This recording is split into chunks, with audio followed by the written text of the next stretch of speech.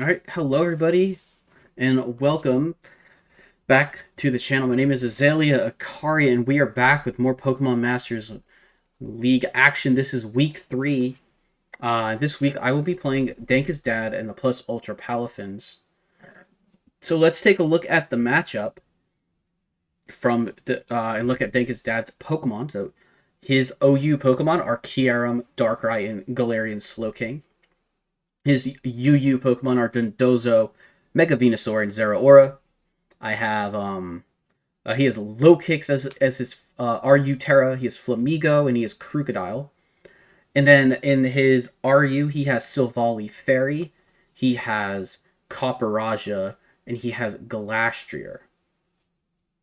So really do like his matchup, and my team is the same, no changes so far. Um, so I guess I can talk a little bit about this matchup. I thought that this week that this was a pretty scary matchup for me. I think this is a very scary matchup. And I've had a little bit of honesty. I've had some burnout. When it comes to team building, as I'm participating in 2 leagues and soon to be a third, and so constantly team building. One for currently this week it was one for monotype, one for Nat Dex. On top of everything else and just things going on, I have left a lot of the team building aspects of the team to some of my friends. So Neji Boston and Nice versus Nami, 2 fellow players in the league.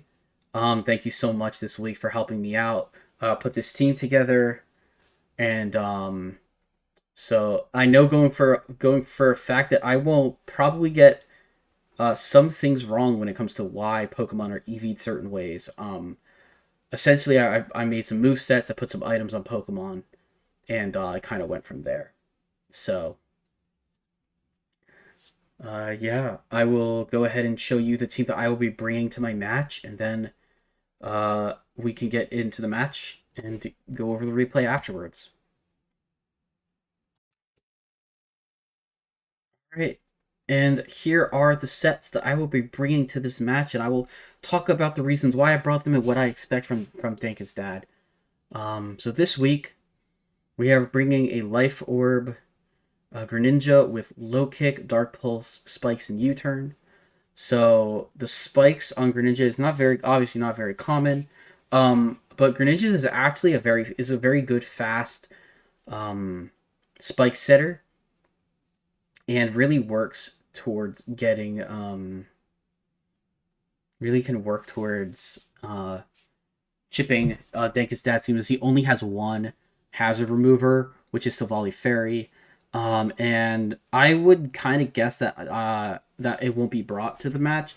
Although if because I don't technically have that many hazard setters either. Um and I haven't shown an affinity for setting hazards so far this season, but every week I've eyed the idea of like rocks on Deontay or whatever, just trying to think about hazards if I need them. But a lot of time my opponents have teams that don't take a ton of damage from hazards, or just have an easy way to remove them.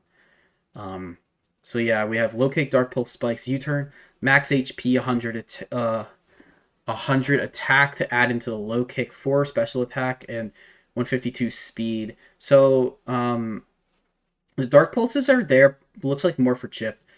Super bulky Greninja to live hits. Naughty nature actually is a minus defensive. Nature. I don't have the nature off the top of my head. I'm gonna quickly look it up. Sorry for the extra noise. It's plus attack minus def. I didn't know I didn't know if it was plus physical or plus special defense. But yeah, this is a cool Greninja set, and I think that it'll be pretty effective in the game if I can get it in for spikes. And next up, we'll go over the next column to Deontay. We're running Power Herb Deontay with Terra Fairy, max HP, max special attack, and 4 speed. Mild Nature. We're running Earth Power, Moonblast, Meteor Beam, Psyshock. Mild Nature. I haven't seen that nature in a hot minute. It is plus special attack minus defense, which is weird because we're not. It should be. I feel like that should be modest. We're not running any moves for attack. But anyways, I don't think I will end up making the change, as we don't have any more time really before the match, and so I'm just gonna stick with this. We have Lola, we have Mega Lopunny with Endeavor, Return, U-turn, and Close Combat. Endeavor is to work on a Pokemon like Dondozo that has high HP, that we can just bring its HP way down with Lola taking a hit, and then be able to use Return or Close Combat or something to attack and probably get the KO. But if it's Rest Dondozo, it might not be so good, but we'll see. Next up, we have Scizor. Scizor has been so reliable this season. I guess in building we forgot to put Technician on it in this paste. I'll hopefully remember to put that on the paste to change that. It's 30 special attack and Swarm, which is a little bit funny. But 252 HP to be bulky, 76 attack, and 180 special defense to eat special hits, because this Pokemon is very physically defensive. So if we can just make Scizor eat every single hit, it'd be great. Next up, we have Victini. We're going back to special attacking Victini. We have Blue Flare, Grass Knot, Psyshock, Flame Charge. I like the addition of Psyshock on these. These Pokemon are really good for hitting like Mega Venusaur, because Mega Venusaur's ability is Thick Fat. So, can't always just send a Blue Flare, and Psyshock technically does more damage. But it's not like they do that much less damage. Blue Flare does neutral instead of double damage, so it still does a lot, typically, because it's just a very strong move. We're running Boots, and we're running 36 HP, 220 speed. Yeah, we're just speed creeping Kyurem, and max special attack with Timid Nature plus Speed Nature. Okay. And lastly, we have our first appearance of Rhydon. We have our first appearance of Rhydon this week. We're running 4 HP. We're running max attack, max def, 4 HP, Adamant Nature with Terra Fairy. So we're gonna have Terra Blast, Earthquake, Dragon Tail, and Stealth Rock. Dragon Tail is to keep consistently having Pokemon take rocks damage. It's a pretty good click. I do think this week it's very likely that I Terra the Rhydon instead of the Deontay, but we'll see just how it plays out, to be honest. I'm a fan of the Power Herb Meteor Beam set. I think it's pretty fun. So I'm very excited to get this match underway. I have not played that many matches versus DankestDad, so I'm very excited to see what ends up happening. So yeah. We'll get into I'll go ahead and we'll play the match, and then I'll come back afterwards.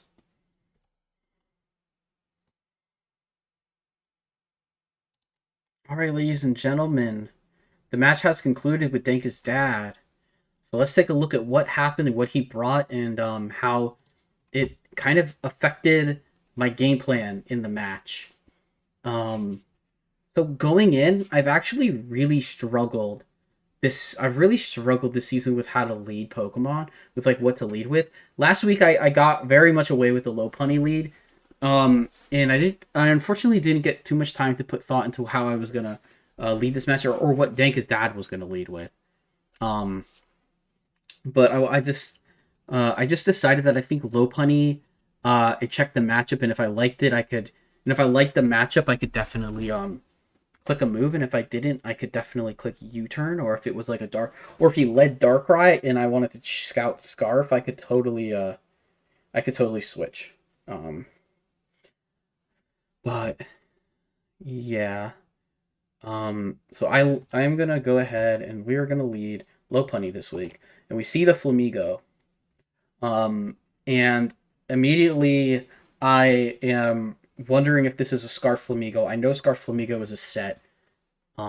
It's a pretty common Flamigo set, and it definitely is it's definitely one of his best chances um to outspeed in Oko Lola, potentially. Um, so I was I but the one thing about Lola is there's always fake out. There's always fake out you have to worry about. But I'm not running fake out this week. So I I took a guess that I could get a U-turn off with low punny. Um, and if Dankest, I mean, like, this isn't like the best play, but I did just click U-turn. I wasn't sure what exactly he'd click. I thought maybe I got a good lead because Flamigo may not be Scarf. But in the I think realistically I probably should have just hard switched to Scizor and just threatened to like knock off pretty much. But either way, turn one I clicked U-turn. And I caught and Dankest was trying to catch me clicking fake out, and so he clicked upper hand, which allowed me to get a free switch to Victini off, which is good because I had to do a free switch, and I caught it with a Psyshock. Um, I clicked Psyshock obviously because it hits us. I think maybe in the long run I'm supposed to click like just a better move, and I'm supposed to click like maybe Blue Flare just to see how much damage it does into something else. Like if I can catch a stray switch, that could be pretty strong. And here I clicked Grass Knot. I wasn't expecting it to KO. I want to see how much damage it did, but in the process I caught an Earthquake, which did a lot. It did almost half. So my Victini is now in a rough spot. So I just went ahead and took the free switch back to Lola. Because I knew Lola could take.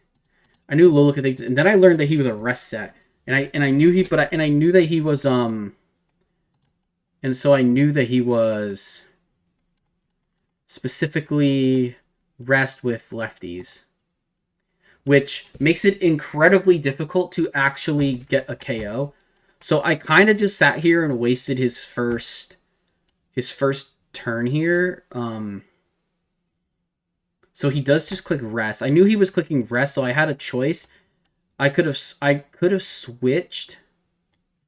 I wasn't sure what I wanted to do with Terra, so I could have found like another switch potentially instead. But I just went for the potential of. So I did go for that potential, and I went to Victini, and I'm not so sure I like the switch, but it ended up, and it didn't work out the best. I just thought that I would force him to click another thing here.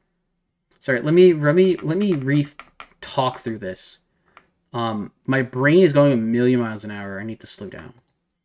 So I click Grass Knot.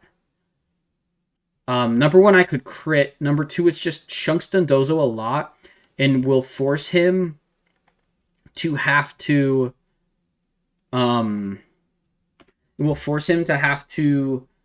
click another rest when he wakes up. Was my goal. However, he goes to Galarian Slowking here. So I have two things I can do. I didn't want him to get off a free Sludge Bomb because that does a lot of damage. I didn't want that. So I take the hard switch to Rhydon, expecting a Sludge Bomb into him, and I wasn't gonna obviously be Terra'd. But then he brought in Darkrai. And I had a decision to make because there's actually quite a few switch-ins here that are pretty good. He could always just switch right. He could always switch right back to his Slowking. expecting me to not click Earthquake. Earthquake does a lot of damage to a lot of things on his team besides Flamigo. He can't really switch the Flamigo in on this, because I could. There's probably because I could just be running a Terra and a Terra Blast, which would do a ton of damage because I'm very offensive. And Darkrai doesn't exactly have great damage against my. I was like doing calcs in it, and if I Terra to Fairy, which I am Terra Fairy this league, I wouldn't take much from his Dark Pulse, and I'd be able to get the kill. So that's exactly what I clicked. He went for Dark Pulse. It did 28 damage, 28%, and then I did crit, but crit did not matter. It was doing about 117. So, give or take bulk, but I didn't quite calc for bulk technically. Like Darkrai probably wasn't max speed, wasn't like max speed, max special attack. He was probably max special attack, but just had some bulk. Venusaur definitely had a big threat on me. So I figured he's going to click the poison move. So we went to the Scizor that takes the poison moves. But also would also take the grass move. So he clicked the Leech Seed. And this was a really, I think like realistically from here, I had such a strong position. I went Victini here. And he switched on the Psyshock, which did a surprisingly good amount of damage. I switched expecting him to click Sludge Bomb again, or Toxic, and which was good to put my knockoff Pokemon in front of his Slowking that it just chipped him enough to 66%, where I believe Scizor was doing something like 70% with knockoff. So I don't think he had any good switch that wasn't, because even if it's Mega Venusaur, it takes a lot of damage, but he doesn't really have anything, and I can just click U-turn on him every time. I can always just slow U-turn out. He brings Mega Venusaur back in because he knows it's a free Synthesis. I'm doing a lot of damage with that, but he's gaining more from Synthesis. And here I think this was a bit of a mistake, this switch. I forgot that he's going to be slower, and that I don't have Terra. So if I didn't, obviously, like, I had to Terra I think the Terra Rhydon, like, is going to absolutely kind of win this game. What's funny is that this Scizor is actually probably Swarm and not Technician. I didn't even check my damage with Technician. But here, I kind of had this idea. I just kind of said, I'm going to fire a Meteor Beam and see what happens. And, yeah, it crit for 88%. Which, funny enough, like, probably didn't even matter the fact that this crit happened. Because I hard switch out on a... He expected me to switch. Which makes sense because he knows that he's threatening second Giga Drain. I technically could have called him and gotten the KO, but I think that this was fine. And then Scizor again, and I'm just going to Yui out into Lopunny. Because I can just click Return on this thing and do a ton of damage. Return did 48%. And here's where I think I should have realized his Venusaur was very bulky on the... His Venusaur was bulky on the special side. Because that was a lot of damage. That was a lot of damage I did. Flamigo comes in. I clicked Return, and I put it to 8. And so here I thought I was absolutely safe to make another click. Because last time he just clicked Upper Hand and to Fake Out. And so in the back of my head, I still... At this point, the thought of Scarf is gone, and I'm just clicking, and I'm in rhythm. So that's also something I need to do. I need to slow down and look and say, okay... Why is Flamigo in? Like, if he knows Flamigo can he knows that Flamigo can eat a return click. That's the reason he's switching. But why else is he doing it? And the answer is because he's Scarf and he's gonna try and get it. So if what I had done is if I had just switched to like, even if I fully sacrifice a Greninja, or I sack or here is where I sack the the Deontay, I can see that there. I can then realize that he's Scarf. So I can essentially test for Scarf, and he clicks Close Combat, which gets me. So that goes down. I bring Scizor in. He doesn't. He does have it. Like, he does have a switch here. He can just switch Hard Dondozo here. Because he knows I'm clicking Bullet Punch. But here I devised the idea to just get rid of his leftovers.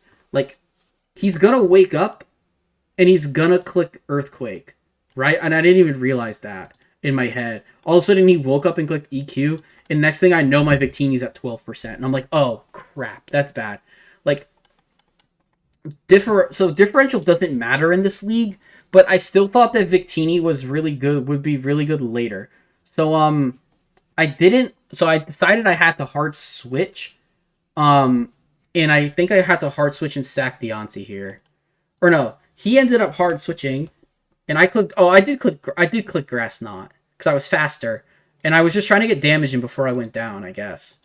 But here, then I saw he was Zeraora, and just decided to click because I wanted to sack Victini, and he ended up switching Venusaur and losing it to Blue Flare, because Blue Flare was by far, like, technically my best click into Zeraora. It just does so much damage. It's a, like, I could have clicked Psyshock technically too, but, like, I don't think it mattered too much. Anyways, now I knew he was clicking Close Combat, so I just sacked Deontay because I thought that Victini would potentially be good late into, like, Dondozo with its Grass Knot to get one Grass Knot off. Bullet Punch comes in and gets the KO. And here's Dondozo. I know Dondozo is clicking Rest. He has to click Rest. There's really not much else he can click here. My moveset, he doesn't have his leftovers. He hasn't shown Sleep Talk. He hasn't shown Curse. And he hasn't shown a water move. So I really wasn't sure what this set was. I just knew it was Earthquake and Rest. So I clicked U-turn. I did like 20 damage, which is really good. And I switched to Rhydon because I did the calcs, and Rhydon's Earthquake does enough damage to max Spadef, because this is max Spadef, max HP plus Spadef nature. I do enough damage to kill it with 3 Earthquakes before it can wake. So I was able to do that. And from here, it's smooth sailing. I am Lightning Rod, so none of his moves hit me. I have Lightning Rod, so none of his electric moves hit me. So he just goes for Plasma Fist, and knowing that I've won, and I click Earthquake. He could have used Knockoff, but Knockoff just doesn't do anything. It gets rid of my Eviolite, is what it does. And then I just click Earthquake. So there you go. I am now 3-0 in this league. Just continuing on my best, I guess, continuing on just a great start to the season. I certainly owe